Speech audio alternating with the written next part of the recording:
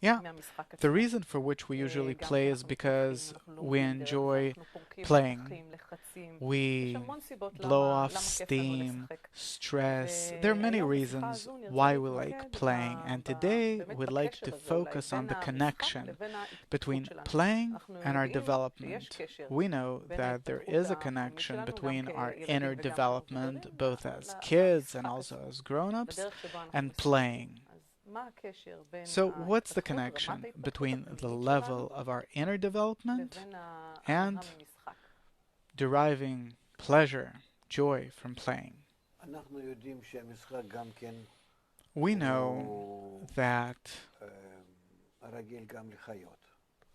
play is something which is also customary for animals, especially when they're cubs. They play. It's not playing, but it's exercise by which they physically develop. The play we talk about as children, it's something that doesn't exist in animals. Suppose when children play grown-ups. That's something else. Because our world developed beyond simply being a big, healthy, grown up person, but into different professions and forms, and I'd say clothings on a person, that a person has many images and roles. So we start from simple roles: mom, dad, and then children play these roles where it's clear to them they have these roles in life. And then they as if cook, build, make believe, whatever they see at home. Afterwards, they either see from books or from life that there are other roles: doctor and patient.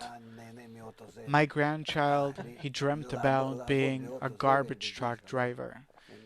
To be a garbage truck driver at the age of 3, he thought that when he's going to grow up, he's going to drive a garbage truck. That's going to be his work. Because everyone makes plays for you to pass, you're the biggest. So they see the roles that are worthwhile for them to learn how to do in their small ego, and that's attractive for them. Afterwards, when they grow up, they start thinking about other roles. What's worthwhile being? What's worthwhile studying? What profession? What kind of person should I be? From plenty of images, from books, movies, plenty of examples.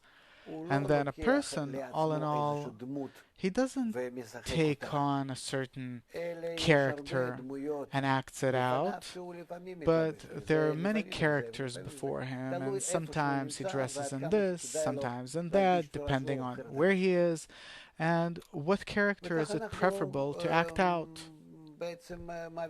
And this is actually how we go through life, where we always act out someone so much that maybe I'm critically ill or I'm completely healthy. Still, I'm acting all the time. I have not the ability to be without a clothing, without acting. I don't know what does it mean not to act, because I myself have no image, only from that wardrobe of images that I saw, that I was impressed by, and I only identify what role, what clothing, what image should I present myself in right now towards the external audience, or where I am right now. So that's a game that each one of us plays. Besides that, there are games like, thinking games, chess, domino, cards, many kinds of other games that we really enjoy playing. It's a kind of competition that we really love because it adds different actions, emotions in life, even if we lose. But the pleasure from the action, the tension.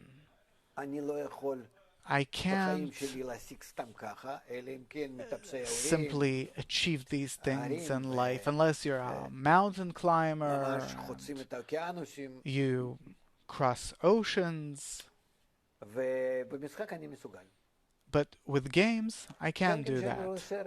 Also, when I watch a movie, I watch theater, it's also kind of a game, a kind of play. I watch, but I'm a part of it. I enter it. I'm actually inside there with the heroes. This is why we're attracted to it, meaning we're playing all the time. And therefore, this world is one big theater, and we're all actors. We really love it. We can't be without it. The question is,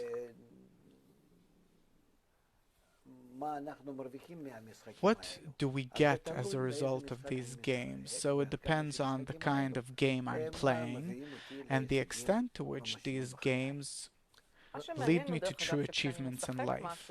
What's interesting is that when I play something, it's really interesting and I'm enjoying myself, but if I do it in my day-to-day life, it's very different. For example, I can enjoy playing some game of shapes, and I have to sort different things, but if I'll have to sort something at work, I don't enjoy it. It's not a game. A game is something that comes from yourself, that you're interested, that for you it's a source of pleasure. And if you relate to it as work, where you're not playing according to your desire, you're doing it according to someone's desire, so it's no longer a game, it's work. So the first condition for a game is that it's out of my own desire, that I do it in order to have fun. Is there a way that I can enjoy it even if I was, suppose, asked to do it? A way that you can turn anything in life into a game. It's only a matter of attitude. Only. How do I change my attitude? For this you have to be smart. I have to learn how to be smart. Okay. My dream is if I could turn my entire life into a kind of pleasure like I experience when I'm playing, that would be great. Right? We're incapable. There's this example where a girl plays with her doll and she's really enjoying herself, and her mother tells her, I have to go someplace. I'll leave for half an hour. Play with the baby. And the daughter, she says, the little girl says, I can't. I'm engaged with my doll. And she doesn't understand. So the mother says, why doll? You have the real thing. No, the real thing isn't real. On the contrary, my doll for me is the real thing, and the baby isn't real. Meaning that she derives pleasure from the doll and not from the baby because she is still not developed enough. Because the mother, she enjoys the baby. And the little girl, she enjoys the doll, meaning the difference in their development is what allows them to enjoy one or another kind of clothing. And therefore, if I want to enjoy life, enjoy anything in life, I have to bring myself to a state where I will acknowledge the importance of what I'm doing, and I will raise this importance to a state where I'm playing as if this is the greatest thing.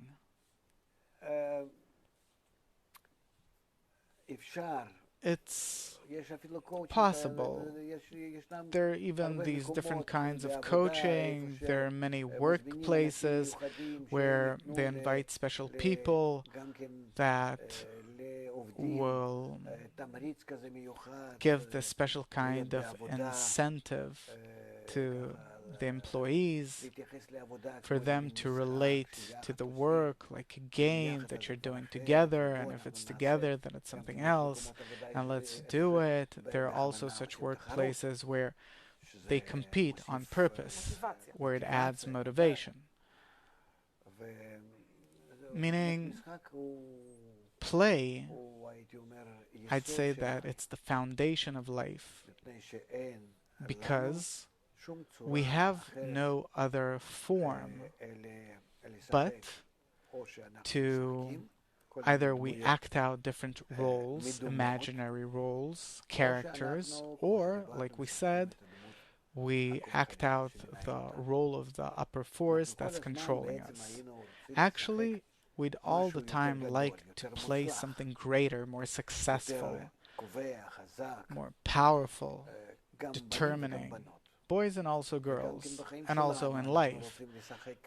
We want to always act out towards others to portray ourselves as stronger, more assertive people than who we really are, and therefore our development throughout the generations leads us to the biggest game where we start portraying, acting out the upper force.